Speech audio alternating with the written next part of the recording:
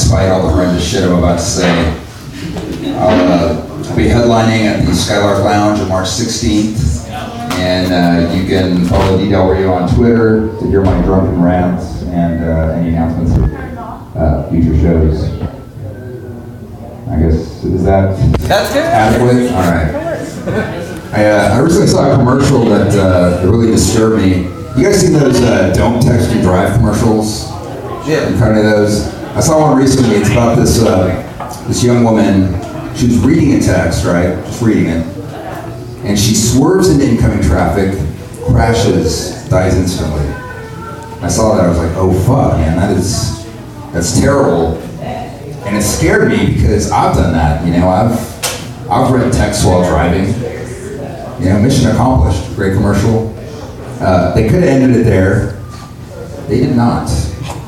Next they said, this is a text message she was reading when she crashed. And they show it. It says, where you at? That's it. That's the whole text. Yeah. And it wasn't like Y-O-U-U. It was you, the letter U.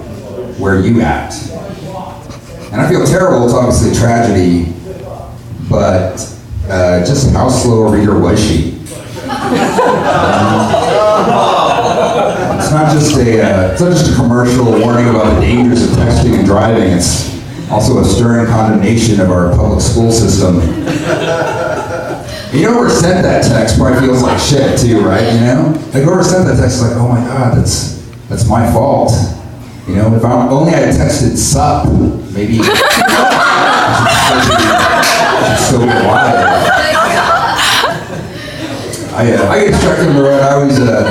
I get distracted by those Amber Alert signs. You guys seen those? Usually about like an abduction or missing elderly. But I don't really get the point.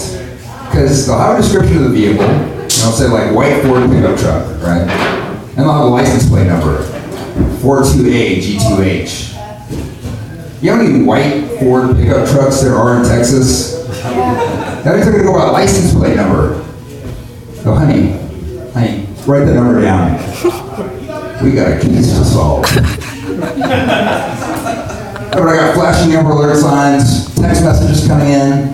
Now I got to read license plate numbers. I mean, if I do that, they're going to make a commercial about me. This is the license plate number of David when he crashed. I got divorced a couple of years ago. Terrible experience. If you've been through it, you know it's not good. Particularly bad for me because my ex-wife totally lied about me. Told the judge I was verbally abusive. I mean, what a cunt, right? It probably didn't help that we weren't sexually compatible. She was into erotic asphyxiation. She wanted me to choke her. No way, man. I couldn't do it. I couldn't choke her. I loved her. I'd lose my erection. Of course, you know. Now I can choke her. Now I can choke the shit out of her. Now it's ironic. Only now that we're divorced do I hate her enough to please her sexually. Yeah, I swear I wasn't going to talk about her anymore. I was done with that. You know, it's in the past. I was over it. But now she's not paying the student loans I co-signed for her, so I have to pay them. Yeah, so fuck her, right? Yeah. She says she doesn't have any money, which I think is bullshit. I don't think she's really tried. Because I just watched that movie Les Miserables, and the young woman in that movie sold her teeth, then she sold her hair, and then finally she sold her vagina. Which probably isn't the best order if you're trying to maximize profit, but at least she tried. I'm pretty sure my ex-wife has just given her pussy away for free. I don't know, man. I have a friend who just got married, and it is not going to work out. That's not a prediction. It's a fact. Okay, because when you've been divorced, you gain a superpower. You have the ability to tell when a marriage is or is not going to work out, and I'm sorry to say his marriage is not going to work out. Part of the problem is their entire relationship is based on desperation. because she wouldn't have sex with him until after they were married. All right, it's crazy. She said, she used to say, why buy the cow when you can get the milk for free? See, that's why I believe in legalized prostitution. Because why have sex with a cow when you can just buy milk at the store? I don't want to give you guys the wrong impression. I don't want you to think that I'm some kind of bitter divorced guy who's given up. I'm just like any single guy. I'm still out there looking for that special someone I can spend the rest of my life pretending to be happy with. That's what I'm searching for. I do have a girlfriend now, and she's a contender, potentially. I love her, I do, but she is an expert at manipulating me. She has that ability, and I realize she's doing it. I see it happening, but I'm powerless to stop it. There's nothing I can do about it. Because when she wants something, she talks in that baby voice. You guys heard that? Yeah. So, like the other day, right? She asked for a glass of water. But she doesn't just ask for a glass of water. She says, baby, I'm thirsty. Could you get me a glass of water, please? How can I say no to that? She sounds like a retarded child. I had to help her. So I go get a glass of water, I bring it over. Without even looking up, she snatches it out of my hands and says, thank you. Pretty sure I'm being manipulated. We do have a good relationship, and we argue, I think, just like every other couple. The last one was totally my fault. I slipped and called her by my ex-wife's name. Yeah, exactly, I know. It was bad, man. She does not like being called a bitch. She's mad at me right now. She's mad at me because she had a dream that I cheated on her. Every woman I've dated has had that same dream. It'd be nice if just once, I could date a woman who wasn't psychic.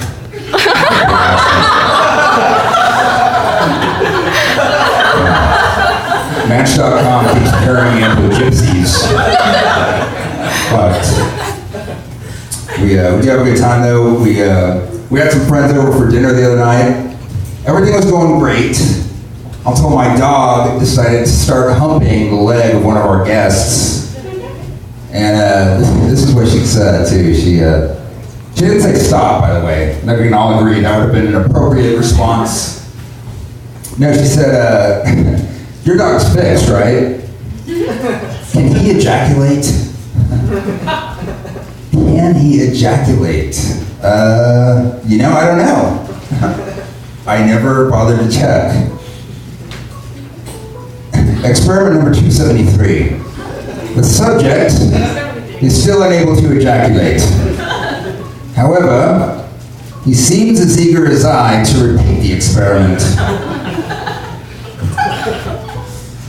I don't know if you guys have noticed this, but modern technology, as great as it is, it often limits our ability to communicate effectively. I got a first-hand lesson in this recently. I went to a party with some friends of mine, had a good time, met some cool people. I come back home, there's a Facebook message waiting for me from this woman I met at the party, and she said, hey, listen, I had a really good time talking to you tonight, and I was just wondering, how serious are things between you and your girlfriend? Because I think you and I should hook up. I replied immediately. I said, first of all, thank you, I'm flattered. You're a very attractive woman. But my girlfriend and I are involved in a serious relationship. I feel fortunate to have her in my life, and I would never do anything to jeopardize what we have. But what I was trying to get across is, my girlfriend reads my Facebook messages. I'm not sure that was clear.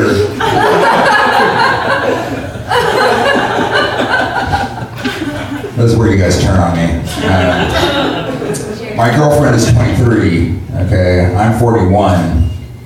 I know, I'm conflicted myself, Beyond the disparity in age, there's also a huge disparity in our philosophical views, our world views. But despite that, I still feel like she's absolutely perfect for me because she's got the mind of a child. combined with the body of a child. Now, I'm not gonna lie, I like the idea of dating a younger woman. It appealed to me. But there have been some stumbling blocks. We've had some rough patches. The other night we went to a bar. There was a cover band playing, right? They were playing some old tunes. And not old, like stuff I grew up on, old, right? And she didn't recognize any of the songs. None of them. So I thought, okay, maybe she is a little young. But then they started playing a Led Zeppelin song. And she went nuts, man. She started dancing and singing along.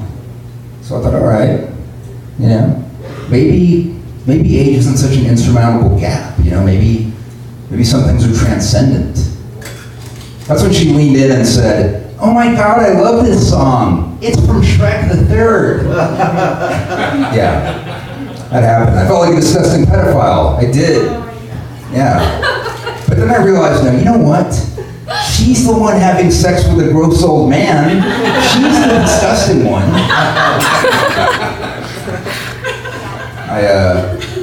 I'm getting older. I don't like it. Like I said, I'm 41. Because technically that makes me a grown-up. Everybody assumes I have kids of my own. I don't. And that's a good thing.